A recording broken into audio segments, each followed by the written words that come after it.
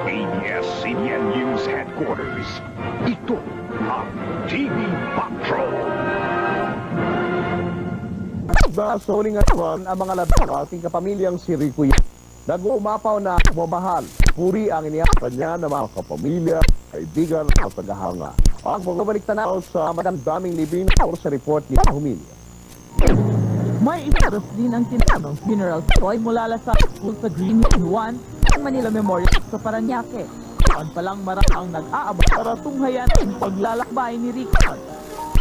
Eksaktos 12 Huminto ang kap. May 10 taong mula sa museo. Sa harap ng iyakang kapamilya at nagkakaguluhan, igod na ang huling bar. God and Lord, as the family members and everybody who has loved him. We are guided, Lord.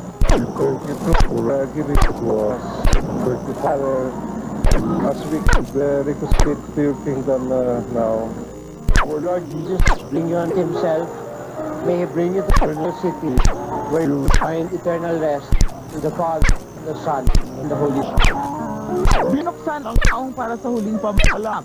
Pansamantang nilibing si Rico, yung yumaong lola, itong inilaan para sa kanyang lola si Ambassador Belian. Ililaman ang mga labiko sa nita gilid ng museo, makaraan ng ilang bumakluha sa Memorial Park.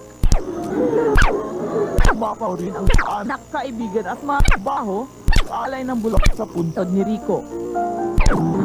Matapos maitat ang lapida sa nitso, handa na ang pagyan para umat ng sementeryo. Ihatid na nila si Rico sa kanyang huling hantungan.